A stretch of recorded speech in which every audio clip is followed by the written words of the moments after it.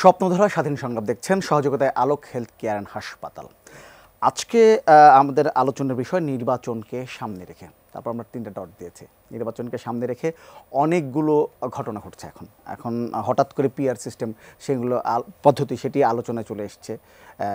এর আগে আমরা দেখেছি যে প্রধানমন্ত্রীর মেয়াদকাল নিয়ে এক ধরনের আলোচনা ছিল, এনসিসি নিয়ে এক আলোচনা ছিল, এখন পিআর যে পদ্ধতি সেটি এখন আলোচনা চলে এসছে।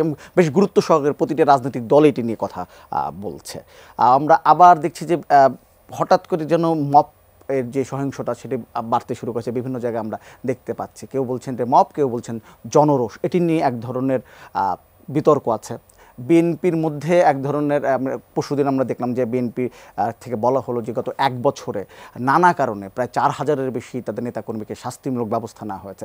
এটি এক ধরনের আলোচনা। সব কিছু মিলেই আসলে আমরা আলোচনার চেষ্টা করব। আমাদের সঙ্গে দুজন আলোচক আছে, এটা পরিচয় হয়নি। আমার সঙ্গে আছেন শেখ রবিউল আলম, তিনি সদস্য জাতীয় নির্বাহী কমিটি বিএনপি, এবং আমার সঙ্গে আছেন ডক্টর স্নিগ্ধা রেজওয়ানা, তিনি সহযোগী অধ্যাপক জাহাঙ্গীরনগর বিশ্ববিদ্যালয়। দুজনকে স্বাগত আমাদের অনুষ্ঠানে। আলোচনায় যাব। শেখ রবিউল আলম, আপনাকে দিয়ে আলোচনাটা শুরু করি। যেহেতু নির্বাচনকে সামনে রেখে নির্বাচন নিয়ে আমরা কথা বলছি, বিএনপি তো বলছে আসলে যত দ্রুত নির্বাচনটা করা, যেমন ফেব্রুয়ারি মোটামুটি এক ধরনের আলোচনা আছে যে ফেব্রুয়ারির মধ্যে ইলেকশন হবে। কিন্তু অন্যান্য দলগুলো যদি আমি ধরি, যে জামায়াত ইসলামের আমির গতকাল বলেছেন যে দেশের এই পরিস্থিতিতে কিসের নির্বাচন, আগে নির্বাচনের পরিবেশ ঠিক করতে হবে। এনসিপির নেতারা বলছেন যদি সংস্কার এবং বিচার কাজ করা না হয় তাহলে আসলে তারা নির্বাচনে অংশ নেবে কিনা এটি নিয়ে তারা প্রশ্ন রাখছেন, নাও নিতে পারেন। এই যখন অবস্থা, তখন আসলে নির্বাচন নিয়ে আপনারা বা বিএনপি যদি বলে কতটা আশাবাদী যে আসলে যে সময়সীমা দেওয়া হচ্ছে এর মধ্যে নির্বাচন হতে পারে? ধন্যবাদ আপনাকে, ধন্যবাদ প্রিয় সহ আলোচক এবং এই মুহূর্তে যারা এটি নিউজের সাথে যুক্ত আছেন। নির্বাচন হতেই হবে, কারণ এটা তো জনগণের রাষ্ট্র ব্যবস্থাপনায় অংশ নেওয়ার একমাত্র উপায়। তো সেটা প্রলং করে বিভিন্ন দাবি, ভিত্তিহীন দাবি, অথবা ধরেন আমি নির্বাচনে জনরায়ের ভিত্তিতে ক্ষমতায় যেতে পারবো না, এই ধরনের সন্দিহানের মধ্যে থেকে নির্বাচন প্রলং করা, দেরি করা, অথবা একটি নতুন রাজনৈতিক দল সে এখনো সমৃদ্ধ হয় নাই, তার পক্ষে জনমত নাই, সাংগঠনিকভাবে শক্তিশালী না, তার জন্য জনগণ ভোটাধিকার থেকে বঞ্চিত হওয়া এটা কাম্য না, আর এটা কোনো ন্যায্য দাবি হতে পারে না। এটা রাজনৈতিক অপকৌশল। নিশ্চয়ই বাংলাদেশের মানুষ এই রাজনৈতিক অপকৌশলকে সমর্থন দেবে না। দ্রুততম সময়ের মধ্যে একটা নির্বাচন হওয়া উচিত। মনে রাখা দরকার, রাষ্ট্রে একটা নির্বাচিত সরকার তার থাকা বাধ্যতামূলক, বাঞ্ছনীয়, এর কোনো ব্যত্যয় থাকা উচিত না। তবে ধরেন গণ অভ্যুত্থান বলেন, সামরিক অভ্যুত্থান বলেন, রাষ্ট্রের বিশেষ করে বিপর্যয়ের কারণে কোনো সময় অন্তর্বর্তীকালীন সরকার বা সংকটকালীন সরকার হয়, এটা তারই অংশ। তাদের কিছু দায়িত্ব রয়েছে, একটা নির্বাচনের পরিবেশ তৈরি করা। নির্বাচন কমিশনে গত 17 বছরে স্বাধীনভাবে নির্বাচন করতে পারেনি, সরকারের হস্তক্ষেপ ছিল, কিছু আইনি দ্বারা, কিছু বেআইনিভাবে হস্তক্ষেপ ছিল, কিছু মানে প্রক্রিয়া প্রতিষ্ঠিত করা হয়েছে আইনের ব্যত্যয় ঘটিয়েও। সেই অন্তরায়গুলি চিহ্নিত করে, সমাধান করে, প্রয়োজনীয় সংস্কার যেগুলি দরকার গ্রহণযোগ্য নির্বাচনের জন্য, মানুষের ভোটাধিকার প্রতিষ্ঠিত করবার জন্য, অথবা নির্বাচিত সরকার জনরায়ের ভিত্তিতে ক্ষমতায় আসার পর 17 বছরের যে ব্যত্যয়গুলি ঘটেছে আমাদের সংবিধানে, আমাদের রাজনীতিতে, আমাদের রাষ্ট্র ব্যবস্থাপনায়, সেগুলি আপনার চিহ্নিত করে নির্বাচনের আগে কিছু সংস্কার করে, পরবর্তীতে সংসদের মাধ্যমে নির্বাচিত সরকার সেগুলি সংস্কার করে জনগণের শাসন প্রতিষ্ঠিত করা দরকার। সে জায়গায় কোনো রাজনৈতিক দলের বিশেষ দূরভিসন্ধিমূলক কোনো অভিপ্রায় যদি থেকে থাকে সেটা গুরুত্ব পাওয়া উচিত না। আমার বিশ্বাস অন্তর্বর্তীকালীন সরকার সেই সমস্ত বিষয়কে আমলও নিবে না। তারা নির্বাচনের দিকে এগোচ্ছে, হ্যাঁ, গতিটা স্লোত, কিন্তু লক্ষ্য অস্থির। রাজনৈতিক দলের মধ্যে ডিবেট থাকবে, চাওয়া থাকবে, দাবি থাকবে, তাই তো, অভিযোগ থাকবে, অনুযোগ থাকবে, তার ঊর্ধ্বে নির্বাচনটাকে প্রাধান্য দিতে হবে। সেখানে মনে হয় সব দল আমরা একমত হতে সক্ষম হব। এখনো পর্যন্ত যদি আপনি ফেব্রুয়ারিকে লক্ষ্য ধরেন, প্রায় তো 7-8 মাস বাকি।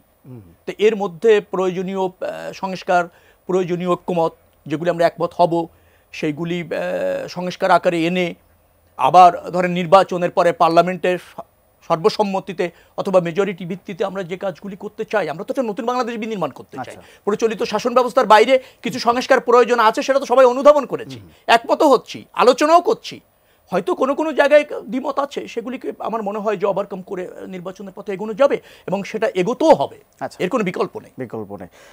স্নিগ্ধা রেজওয়ানা, আপনাকে যদি উনি বলছিলেন যে আসলে কিছু হয়তো রাজনৈতিক দলগুলোর মধ্যে মতবিরোধ থাকতেই পারে, কিন্তু আসলে তারা যে ধরনের বক্তব্য দিচ্ছেন, নিজেরা যে বক্তব্য দিচ্ছেন এবং আলোচনা একই সঙ্গে আলোচনা চলছে, আপনার কাছে মনে হয় যে আসলে যে ধরনের বক্তব্য বিভিন্ন, যেমন আজকে আমি দ্বিতীয় যে শিরোনামটি ছিল যে কিংস পার্টি তৈরি না করে সরকারকে নির্বাচনের পরিবেশ তৈরির দাবি বিএনপির নেতারা করেছেন, তো যে ধরনের বক্তব্য আসছে এই বক্তব্যের পরে আসলে রাজনৈতিক দলগুলোর মধ্যে ঐক্যমত বা নির্বাচন নিয়ে একসাথে এগিয়ে যাওয়া সম্ভব? আচ্ছা, আপনাকে ধন্যবাদ। আমার সহ-আলোচক রুবেল আলম, ওনাকেও ধন্যবাদ।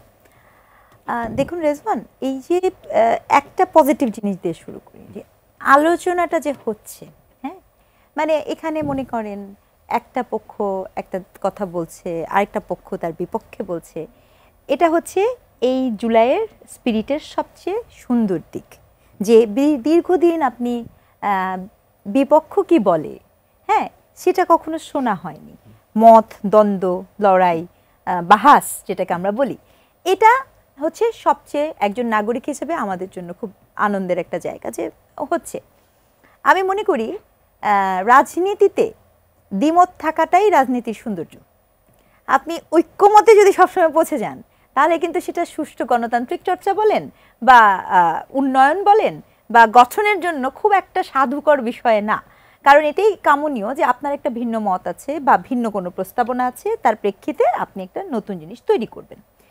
সংকট হচ্ছে যে ওই যে নেগোসিয়েশন, মানে আপনার ভিন্ন মতটা আমি শুনলাম এবং শোনার পরে দুটো ভিন্ন মতের মাঝে আমি একটা সমন্বয় সাধন করলাম, এই পরিস্থিতিটি আছে কিনা সেটা হচ্ছে সবচেয়ে গুরুত্বপূর্ণ।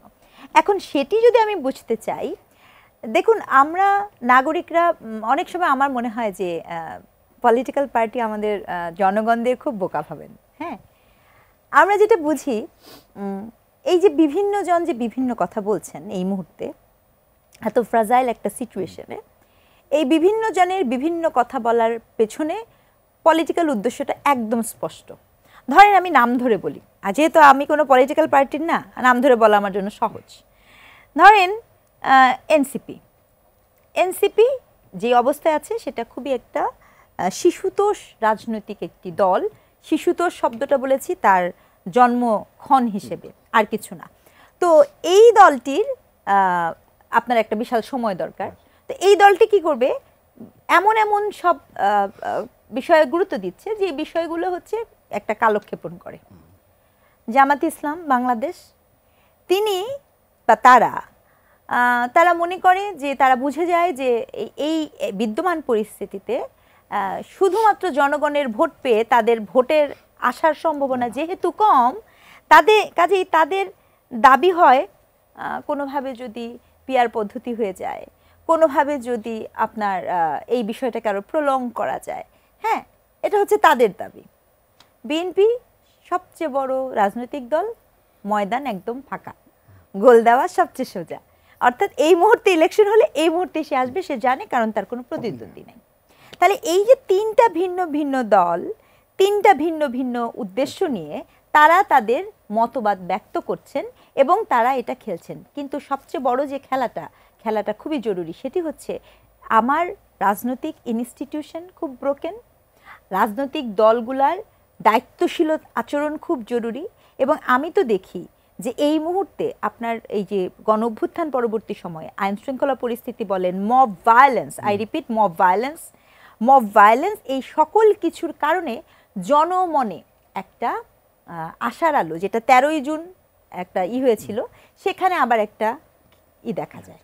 তার মানে এর কারণ হচ্ছে আপনার যে দায়িত্বশীল জায়গা থেকে যারা থাকেন, তারা আপনার দেখবেন মবকেও বৈধতা দেয়। মবকে কখনো বলা হয় প্রেশার গ্রুপ, কখনো মবকে আগের ফরমেশনে আমাদের যিনি তথ্য উপদেষ্টা তিনি বললেন, মাহফুজ আলম, তিনি বললেন যে এটা তো মব আগের বিগত সরকারের সময় হয়ে এসেছে। এটা খুব দুঃখজনক। আমি খুব স্পষ্ট করে বলতে চাই, লিগ্যাল ভায়োলেশন যেটি বিগত সরকার করেছেন, সিস্টেমেটিক ভায়োলেশন আর ভায়োলেন্স, মব ভায়োলেন্স, এটা দুটো এক জিনিস না, দুটোর মধ্যে অনেক পার্থক্য আছে। বিগত সরকারের সময় যেটা হয়েছিল সিস্টেমেটিক্যালি অপারেশন করা হয়েছিল। এইগুলো করে কি, জনমনে ওই কিংস পার্টির গঠন করার প্রক্রিয়াটাকে আপনি নিচ্ছেন কিনা সেইটার সন্দেহ। আমরা মব নিয়ে আলোচনা করব, আমি একটু পিয়ার নিয়ে আলোচনা করতে চাই। রবিউল আলম থেকে দিয়ে শুরু করি যে এই যে আনুপাতিক প্রতিনিধিত্ব নিয়ে বা নির্বাচনী ব্যবস্থা নিয়ে বিএনপির ব্যাপক আপত্তি, এবং বিএনপি আজকেও যে সমাবেশগুলো হয়েছে সেখানেও কিন্তু কর্মসূচি থেকে বলা হচ্ছে যে যাদের আসলে নির্বাচনে জেতার সুযোগ নেই তারাই আসলে এই পিয়ার পদ্ধতিকে বেশি সাপোর্ট করছে। মানে পিয়ার পদ্ধতি নিয়ে বিএনপির এত মানে কি বলবো আপত্তির জায়গা কেন?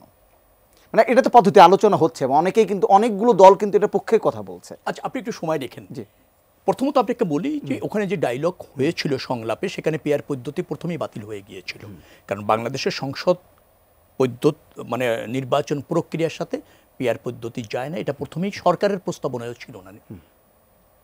মানে আমি বলছি ঐক্যমত কমিশনের যে সংস্কার প্রস্তাব তার মধ্যে 166টার মধ্যে ছিল না, ওইভাবে ছিল না। আচ্ছা, আসছে মূলত উচ্চকক্ষে। উচ্চকক্ষ হবে কিনা, প্রথমত উচ্চকক্ষের ভূমিকাটা কি হবে, উচ্চকক্ষে 100 আসন কিভাবে আমরা আপনার নির্বাচিত হবে, সেই জায়গায় আসছে।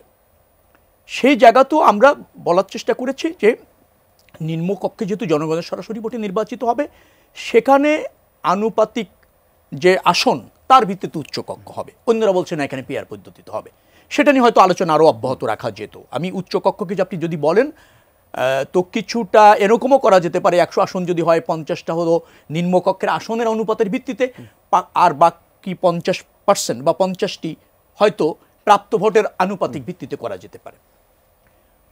পরবর্তীতে পিআর পদ্ধতির দাবি এসেছে জনসভায় রাজনৈতিকভাবে বাইরে এসে রাজনৈতিক দলগুলি করেছে। পিআর পদ্ধতি বাংলাদেশে প্রযোজ্য নয়, আমরা বলছি। পৃথিবীতে অনেক দেশে পিআর পদ্ধতি আছে, সেই জায়গায় কিন্তু গণতন্ত্র এবং প্রতিযোগিতাপূর্ণ রাজনীতি এভাবে নয়, সীমাবদ্ধতা আছে কিছু বাংলাদেশের ক্ষেত্রে। কারণ পিআর পদ্ধতিতে আপনি যাকে নির্বাচিত করছেন আপনার জনপ্রতিনিধি হিসাবে আপনি তাকে জানছেন না। তারপর একাধিক উপযুক্ত প্রার্থী থেকে আপনার পছন্দের প্রার্থী নির্বাচিত করার কোনো সুযোগ নেই, একেবারেই নেই। প্রার্থী জনগণ চেনে না বিদায় জনগণের প্রার্থী দৌড় গোড়ায় যাওয়ারও সুযোগ নেই, প্রার্থীরও জনগণের দৌড় গোড়ায় যাওয়ার কোনো সুযোগ নেই। আমরা রাজনীতির গুণগত মানের পরিবর্তন চাচ্ছি, মেম্বার অফ পার্লামেন্টদের যোগ্যতা এবং মানেরও পরিবর্তন চাচ্ছি।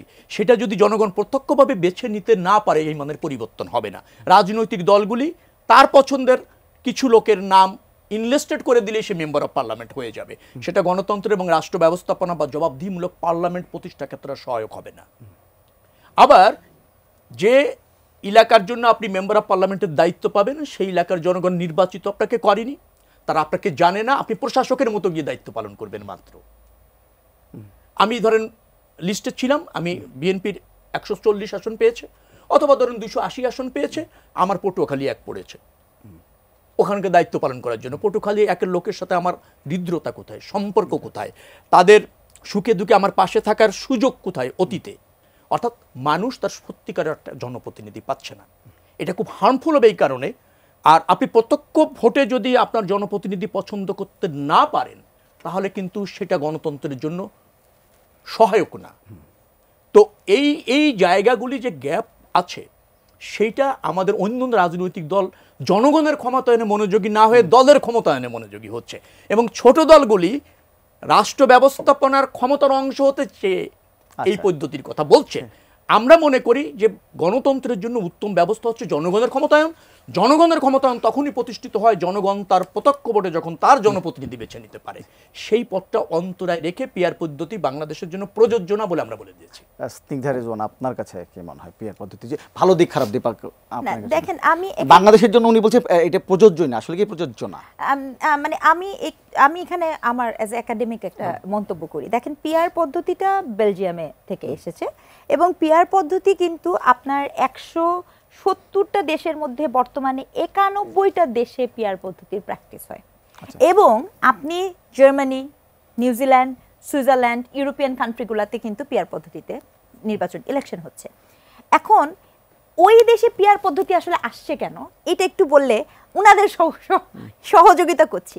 ওই দেশে পিআর পদ্ধতি এসেছে, আপনি খেয়াল করে দেখেন, এই যে বিভিন্ন আদিবাসী যে অঞ্চলগুলো আছে, আপনি আপনাকে যে বললাম যে নিউজিল্যান্ডের কথা, অস্ট্রেলিয়ার কথা, আপনি জানেন যে ওখানে এথনিক রাইটস কিন্তু খুবই, তো ওখানে পিআর পদ্ধতিটা হয়েছিল যে মাইনরিটি ইন এ সেন্স হচ্ছে যারা পলিটিক্যাল মাইনরিটি না, যারা সিভিলাইজ হিসেবে মানে অন্যান্য সুযোগ সুবিধা পাচ্ছে না, তাদের যদি কোনো দল গঠন করা হয় তারা যেন সংসদে তাদের বক্তব্যটা দিতে পারে, সেই জন্য কিন্তু সেই দেশগুলোতে পিয়ার পদ্ধতিকে করা হয়েছে। এখন বাংলাদেশে হয়েছে কি, মেজরিটি যেই ধর্মের অনুসারী সে নিজেকে মাইনরিটি ভাবা শুরু করে, সে বেনিফিট পাওয়া শুরু করে। আমি আজকে দেখলাম আমাদের জামাতের হেফাজতে ইসলাম তারা বলেছেন যে মানবাধিকার কমিশনের প্রধান কার্যালয় এখানে করতে দিবেন না, ঠিক আছে, কারণ মানবাধিকার কমিশনে তাদের সাথে সংঘর্ষ হয়। মানে এই যে একটা বাস্তবতা, রাজনৈতিক বাস্তবতা এখানে কাজ করছে, এই রাজনৈতিক বাস্তবতা তো ওই যেই নোবেলিটি নিয়ে পিয়ার পদ্ধতিটাই যে আমি যে বললাম আপনার 91টা দেশে কাজ করছে, ওই নোবেলিটিটা তো এখানে আর্টিকুলেট করার সুযোগ তৈরি হয় নাই। এটা এক নাম্বার। কারণ যারা এটা দাবি করছে তারাও জানেন না যে আসলে পিয়ার পদ্ধতিটা কি জন্য করা হয়েছে। তাদের দাবির উদ্দেশ্য, যেটা দিয়ে আমি আপনাকে শুরু করেছিলাম, যেহেতু আমি এখন ভোটে যেতে পারবো না সেহেতু আমি পিয়ার পদ্ধতিতে যেতে চাই। একটা ছোট ডাটা দিই, পিয়ার পদ্ধতির সংকটটা দেখেন। 2001 সালে বিএনপি 40.86% ভোট পেয়েছিল এবং আসন পেয়েছিল 193টি। 2001 সালের এই নির্বাচনে আওয়ামী লীগ ভোট পেয়েছিল 40.22%। মানে আপনি দেখেন, বিএনপি পেয়েছে 40.86, আওয়ামী লীগ পেয়েছে 40.22। 40.22% ভোট পেয়ে আওয়ামী লীগ পেয়েছে মাত্র 62 আসন। এখন এই ঘটনাটা যদি পিয়ার পদ্ধতিতে হতো তখন কিন্তু আওয়ামী লীগ 62 আসনটা পায় না। যে ঘটনাটা 2008-এ এসে হয়েছে, 2008-এ এসে আওয়ামী লীগ 48.4% ভোট পেয়ে 230টা আসন সিকিউর করে, বিএনপি 32.50% ভোট নিয়ে মাত্র 30টা আসন সিকিউর করে। কাজে এই যে পিয়ার পদ্ধতিটা কোনোভাবে আপনার যে ভোট পাচ্ছে সংখ্যানুপাতিকভাবে, এতে করে যে জাস্টিফিকেশন তৈরি হয়, আসলে এখানে জাস্টিফিকেশন তৈরি হয় না। এটা হচ্ছে এক নাম্বার।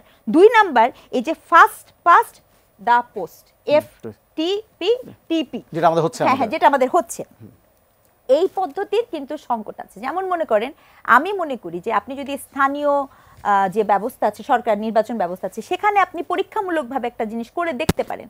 একেবারেই যে সেটা উপযুক্ত না এরকম নাও হতে পারে। যেমন মনে করেন তত্ত্বাবধায়ক সরকার, পৃথিবীর সভ্য দেশগুলোতে তত্ত্বাবধায়ক সরকার বলে কিন্তু আসলেই কোনো কনসেপ্ট নাই, কিন্তু আমাদের এখানে এটা এখন পর্যন্ত প্রয়োজন। সবচেয়ে বড় ব্যাপার হচ্ছে যেটি আসলে পয়েন্ট টু বি নোটেড, আমি লোক চিনি না, আমি মার্কা চিনি।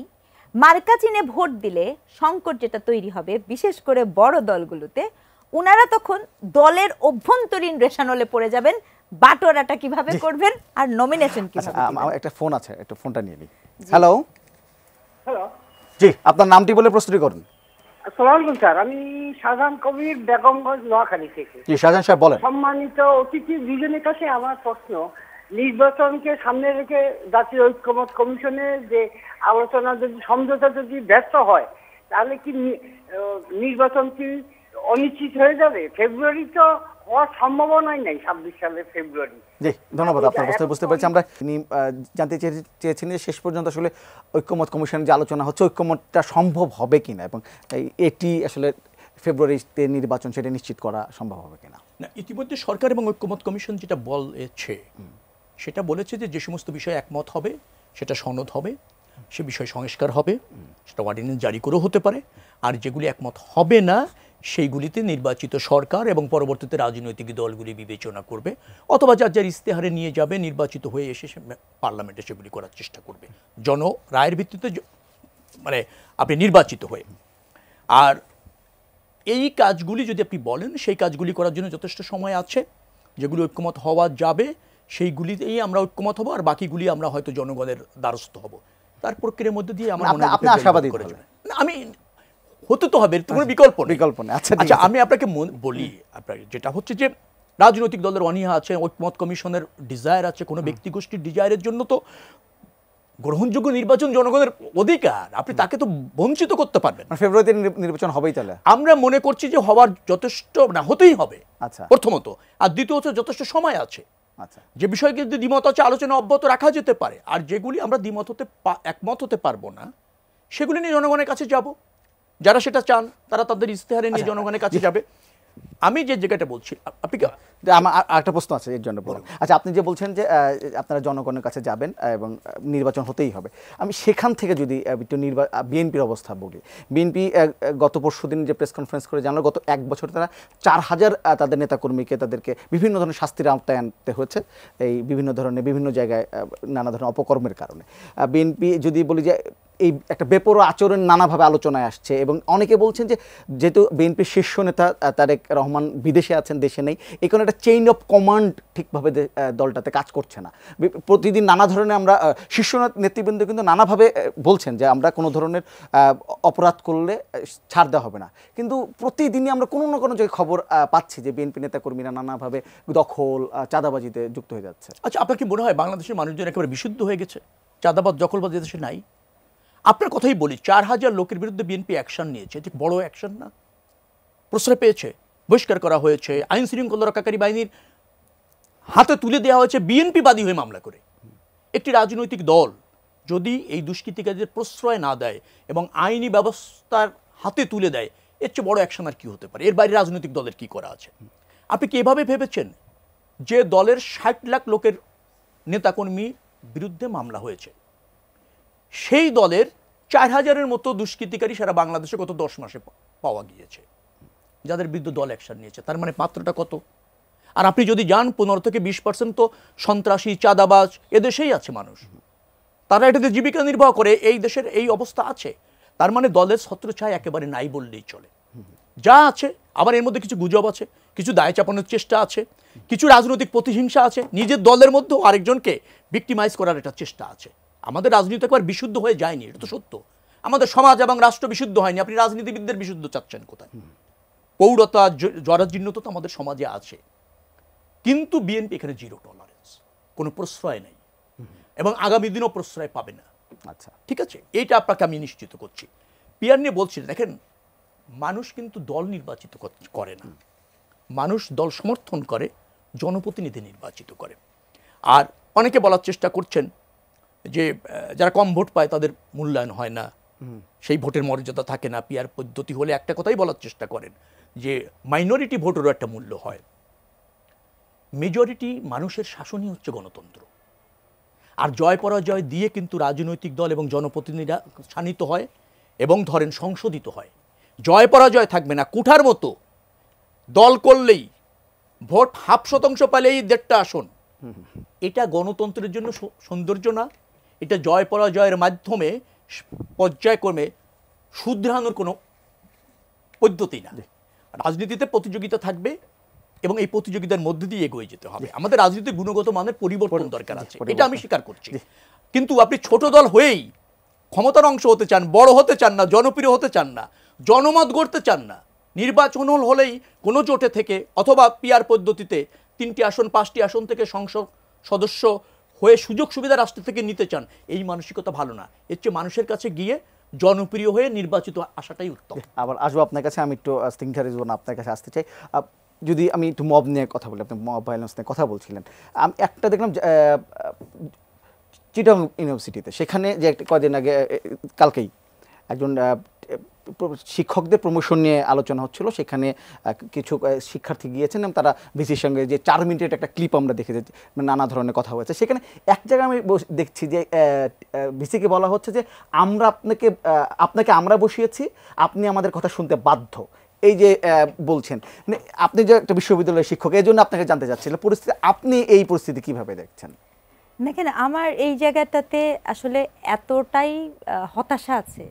আমার মনে হয় যে বিগত 15 বছরে যা কিছু হয়েছে সেটার ভীষণ রকম খুব ভালো শিক্ষা গ্রহণ করেছে আমাদের এই প্রজন্ম। মানে এটা খুব দুঃখজনক, কিন্তু মানে এই যে কথাটা যে আপনাকে আমরা বসিয়েছি, বিশ্ববিদ্যালয়ের ভাইস চ্যান্সেলর কোনো জনপ্রতিনিধি না, এখানে কোনো ভোটাভুটি হয় নাই, এখানে ভোট দিয়ে বিশ্ববিদ্যালয়ের ভাইস চ্যান্সেলর নির্বাচন করা হয় না। বিশ্ববিদ্যালয়ের ভাইস চ্যান্সেলর হয় তার নিজের যোগ্যতা, অভিজ্ঞতা, এই সকল আসপেক্ট থেকে। এই যে আন্ডারস্ট্যান্ডিং, যে এই যে ভাষাটা আছে না, আমরা আপনাকে বসিয়েছি, এই ভাষাটা ভীষণ আওয়ামী ভাষা, এই ভাষাটা নেকেড পাওয়ারের ভাষা। এই ভাষাটা হচ্ছে যে ওই কলোনিয়াল যে সেন্টিমেন্ট ছিল না, কোড অ্যান্ড কোড, যে তুমি হচ্ছে আমার আমি তোমার হচ্ছে মালিক আর তুমি হচ্ছে আমার গোলাম, এই যে বাইনারি, এই ভাষাগুলো হচ্ছে এরকম ভাষা। এই ভাষা এই প্রজন্ম যে গ্রহণ করেছে বা এত ভালো মতো শিখেছে, সেটা আসলে ভীষণ রকমের লজ্জাজনক। কারণ সে এটাই ওয়ার্ক অন করতে পারে নাই। ভাই, এটা কোনো ক্ষমতা না, এটা কোনো ব্যুরোক্রেসি না, এখানে কেউ কাউকে বসায় না। বিশ্ববিদ্যালয়ের শিক্ষক হওয়ার থেকে শুরু করে এই যে চাকরির প্রক্রিয়া, দেখেন আমি এটা বিশ্ববিদ্যালয়ের শিক্ষক হিসেবে বলছি, গত সরকারের আমলে বিভিন্ন ধরনের অন্যায় হয়েছে, দ্যাটস ভেরি ট্রু। অনেক ভালো শিক্ষার্থীরা শিক্ষক হতে পারেন নাই, সত্য। কিন্তু একটা কথা আমি আপনাকে বলবো যে বিশ্ববিদ্যালয়ের ইউজিসি প্রদত্ত একটা নিয়ম আছে, ওখানে একটা ভালো রেজাল্ট না হলে, ন্যূনতম রেজাল্ট না থাকলে আপনি আবেদনেরই যোগ্যতা পাবেন না। শিক্ষাক্ষেত্রে বর্তমান ইউজিসির নিয়ম অনুযায়ী কারো যদি ফার্স্ট ক্লাস না থাকে, সে আবেদনেরই সুযোগ পান না। এবং তারপরে তো আরও অনেক কিছু আছে। এগুলো কেন হয়েছে জানেন? কারণ আমাদের শিক্ষার্থীরা শিক্ষার্থী না হয়ে ইদানিং রাজনৈতিক দল হওয়ার চেষ্টা করছেন, এবং রাজনৈতিক দলের, তারা মনে করেন রাজনৈতিক দলের অনুনয় না পেলে কেউ যোগ্যতাবান হতে পারে না। এটা সঠিক না, এটা পরিবর্তন করতে হবে। আমার পাশে এই যে এই মুহূর্তে যিনি একজন রাজনৈতিক দলে আছে, এটা পরিবর্তন করতেই হবে যে যোগ্যতা অনুযায়ী আপনাকে মেধার মূল্যায়ন, মানে কি, যে ব্যক্তিটা যোগ্য, আপনার মতের সাথে আমার ভিন্ন মত হতে পারে। এখন আমরা তো দেখেছি, বিশ্ববিদ্যালয়ের শিক্ষকদের দেখেছি, আমার এই শিক্ষার্থীরা এমনি এমনি বলে না, আমরা কোড অ্যান্ড কোড পোষ্য বুদ্ধিজীবী দেখেছি। অর্থাৎ শিক্ষক হয়ে আমরা দেখেছি কি, আমি আমার কমিউনিটির সমালোচনা করছি, কিন্তু এমন শিক্ষককে দেখেছি যে শিক্ষক অন্যায়ের বিপক্ষে কথা বলেন নাই, একটি দলের দলদাস হিসেবে কাজ করেছেন, সত্য। কিন্তু এই শিক্ষকও অনেক আছে যে অন্যায়ের বিপক্ষে কথা বলেছেন, মানে সাহস দেখিয়েছেন, সেই শিক্ষক আছে। কাজে এটা কোনো হোমোজেনাস গ্রুপ না। এই যে বক্তব্য, যে সকল শিক্ষার্থীরা এই ধরনের বক্তব্য দিয়েছেন, তাদের অচিরেই দুঃখ প্রকাশ করা উচিত এবং তাদের জানা উচিত যে এ ধরনের কথা তারা বলতে পারেন না। এবং আমার বিশ্ববিদ্যালয়েও দেখা যায়, আমরা প্রায়ই বলি যে এখন আমাদের হয়েছে কি, বিহেভিয়ারাল স্টাডিজ পড়াতে হবে, মানে বিনয়, প্রজ্ঞা, হ্যাঁ, পরম সহিষ্ণুতা বোধ, শ্রদ্ধা, ভক্তি, এগুলো পৃথিবীর যে সমাজে থেকে হারিয়ে যাবে, সে সমাজ কিন্তু টিকতে পারবে না। এবং শিক্ষার্থীদের একটা জিনিস বোঝা খুব জরুরি, কোনো কিছু ভাঙা সেটা যেমন একটা আর্ট, গড়া তার থেকেও বড় আর্ট। শিশুকালে আমরা ভাব সম্প্রসারণ পড়েছিলাম, মুকুট অর্জন করার চেয়ে রক্ষা করা বেশি কঠিন, কিন্তু আমাদের এই শিক্ষার্থীরা সেটা ভুলতে বসেছেন। শেখ রবিউল আলম, আপনার কাছে এই মব নিয়েই আমি যদি একটা প্রশ্ন করবো, আপনাদের দলের শীর্ষ নেতা যিনি আছেন তারেক রহমান, তিনি এই মব নিয়ে কিন্তু কড়া বক্তব্য দিয়েছেন এবং মবের বিরুদ্ধে কড়া বক্তব্য দিয়েছেন। আমরা গতকাল এই চট্টগ্রামে একটা ঘটনা দেখলাম যে আওয়ামী লীগের একজন নেতার ছেলের বিয়ে হচ্ছিল, সেখানে ছেলের বিয়ের অনুষ্ঠানে বাইরে কিছু শিক্ষার্থী গিয়ে তারা স্লোগান দিয়েছে এবং একটি অবস্থা তৈরি করার চেষ্টা হয়েছে সেখানে। মানে এই ব্যাপারগুলো আপনি কিভাবে দেখছেন, যে মব, কেউ বলছেন জনরোষ, কেউ বলছেন মব, আপনি কিভাবে দেখেন? না, এটা জনরোষ মব একভাবে দেখার কোনো সুযোগ নেই। এটা মব হচ্ছে একটা গোষ্ঠী সংঘবদ্ধ হয়ে তাদের অভিপ্রায় বা স্বার্থ হাসিল করছে, তাদের রাগ ক্ষোভের বহিঃপ্রকাশ ঘটাচ্ছে। প্রথমে এটা মব জাস্টিসও বলা হয়েছে, সেই শব্দ রাখ না, মব কিলিং হয়েছে 5 তারিখের পর, এটা হয়েছে। আর এটা সরকারের থেকে প্রশ্রয় দেওয়া, ইনিয়ে বিনে বলার চেষ্টা করা, অথবা ধরেন দাবি হিসেবে উপস্থাপন করার কোনো সুযোগ নেই, এটা দাবি নয়।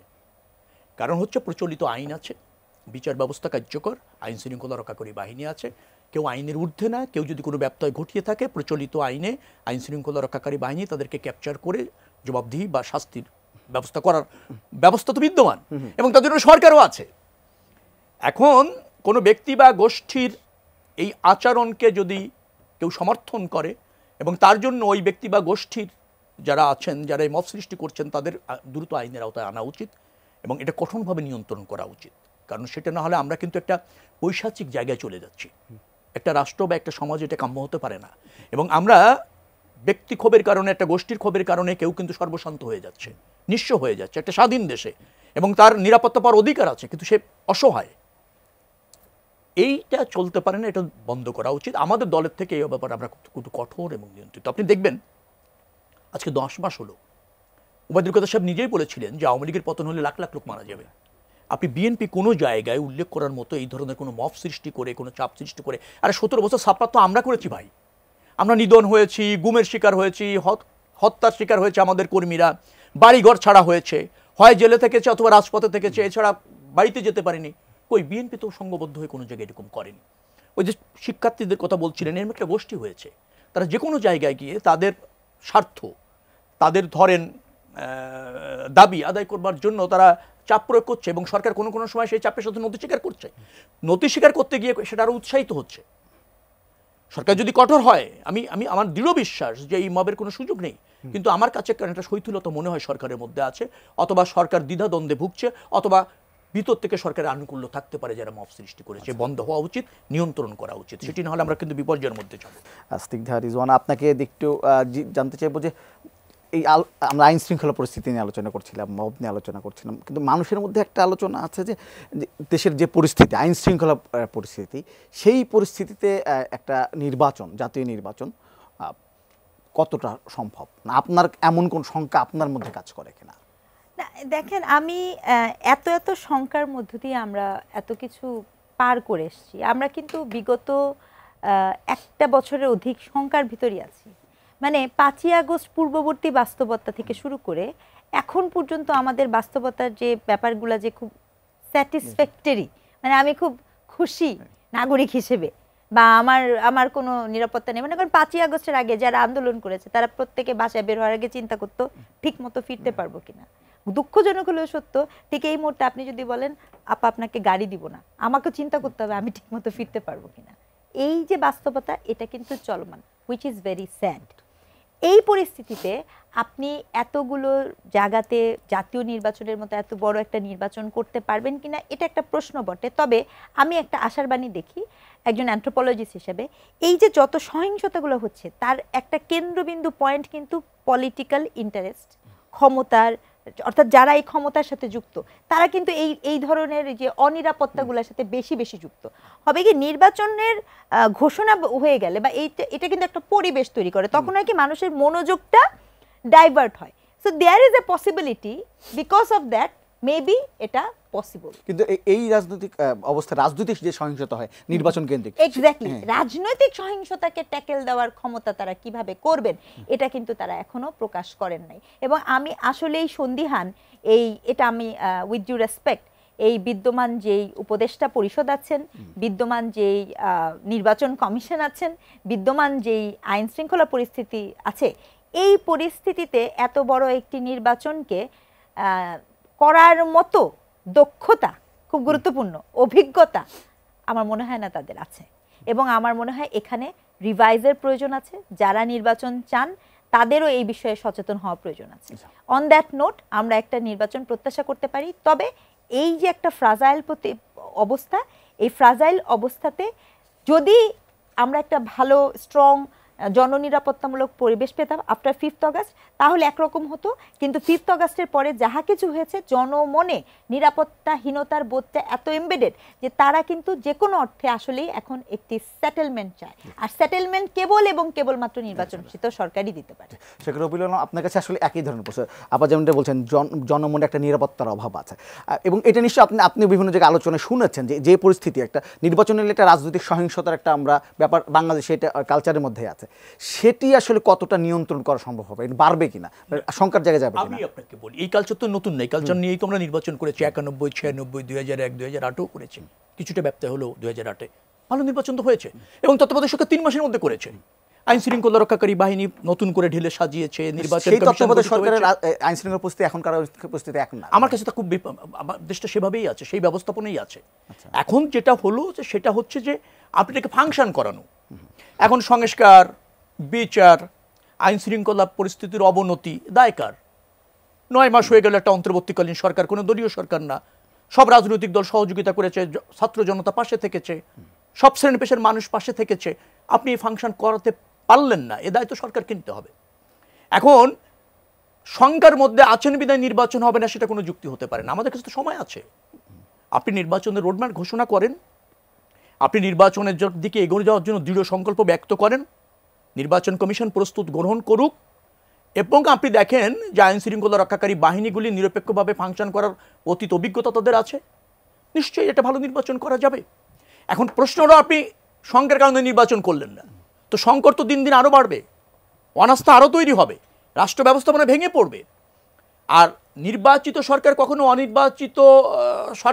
নির্বাচিত সরকারের বিকল্প হতে পারে না, কারণ অনির্বাচিত সরকারের দায়বদ্ধতা থাকে না, জবাবদিহিতা থাকে না। তো ক্রমান্বয়ে কী হবে, ফাংশন করবে না অন্তর্বর্তীকালীন সরকার। রাজনৈতিক বিভাজন যদি বাড়ে, অনাস্থা যদি বাড়ে, তো আপনার উপর কেউ আস্থা রাখবে না। তো উত্তরণটা কিভাবে হবে? নির্বাচনের মাধ্যমেই হতে হবে। আচ্ছা, আমাদের নির্বাচন করতে হবে, যে পরিস্থিতি আছে সেই পরিস্থিতি ফেস করে করতে হবে, চ্যালেঞ্জ নিয়ে করতে হবে। সরকার নিরপেক্ষ থাকলে এবং নির্বাচন কমিশন যদি নিরপেক্ষ থাকে, নির্বাচন করতে চায়, বাংলাদেশে 3 মাসে ভালো নির্বাচন অতীত হয়েছে, এখনো সম্ভব। আচ্ছা, আমার 1 মিনিট সময় আছে, আমি একটা প্রশ্ন করব। সেটা হচ্ছে যে আমরা দেখতে বিএনপি দ্রুত নির্বাচন চায়, নির্বাচনী প্রচার বা এরকম বিএনপির আমি কোনো কার্যকলাপ দেখছি না। যারা নির্বাচন পরে চায় কিংবা সংস্কার বা সব কিছুর পরে চায়, তারা দেখছি যে নির্বাচনী প্রচারণা করছে। আমি এনসিপির কথা বলতে পারি, জামায়াত ইসলামের কথা বলি, তারা অলরেডি কিন্তু বিভিন্ন জায়গায় যে প্রার্থী ঘোষণা করছে। মানে এই দুটি পার্থক্য কি? তারা মনস্তাত্ত্বিকভাবে পিছিয়ে আছে। তারা মনে করছে নির্বাচনটার জন্য একটু সময় পেয়ে গেলে, মানুষের কাছে গেলে মানুষ তাদের লুফে নেবে। আর বিএনপি গ্রহণযোগ্য দল, বড় রাজনৈতিক দল, জনপ্রিয় রাজনৈতিক দল, জনগণের সাথে থাকে, জনগণের রায় পাওয়ার অধিকার রাখে। অতীতে বর্তমানে 17 বছর স্বৈরাচার বিরোধী আন্দোলন করেছে। এই দলের ত্যাগী নেতাদেরকে রাষ্ট্র বিনির্মাণে জনগণ আস্থা রাখবে, এ বিশ্বাস জনগণের প্রতি আছে। আর আমরা হচ্ছে সকাল থেকে সন্ধ্যা অবধি জনগণের সাথেই থাকি, নতুন রাজনীতি নিয়ে আসিনি, আর দ্বিচারিতার রাজনীতি করি না। এই জন্য বিএনপি কনফিডেন্ট যে মানুষের অধিকার বা ভোট তারা পাবে। আমি যদি একটা বাক্য দিই, আপনি অন্যভাবে নিন না। 91টি দেশের কথা বলা হয়েছিল পিআর আছে, হ্যাঁ আছে, কিন্তু দেখবেন যে একটা দেশের পিআর আর আরেকটা দেশের পিআর ভিন্ন। একই পিআর একাধিক দেশে নাই। আরেকটা কথা বলা উচিত, ওখানে পিআরটা এই কারণে হয়েছে যে ওখানকার রাজনীতিবিদদের মানুষ মানে রাজনীতির প্রতি অনীহা আছে, জনগণের সাথে সম্পৃক্ততা কম, স্পর্শে যায় কম, যার ফলে জনগণ রাজনীতি নিয়ে ভোট নিয়ে অত বেশি না, তাহলে দল নির্বাচিত করে এবং মুষ্টিমেয় কিছু রাজনীতিবিদ দেশে আছে, তারা রাষ্ট্র ব্যবস্থাপনায় অংশ রাখে। আমরা শেষ করবো। দুজনকে ধন্যবাদ আমাদের সাথে যুক্ত হওয়ার জন্য। দর্শক, স্বাধীন সংলাপের আজকের পর্ব থেকে এখানেই বিদায় নিচ্ছে। আগামী পর্বে আবারও দেখা হবে। ততক্ষণ পর্যন্ত ভালো থাকবেন, সুস্থ থাকবেন, এটি নিজের সঙ্গে থাকবেন।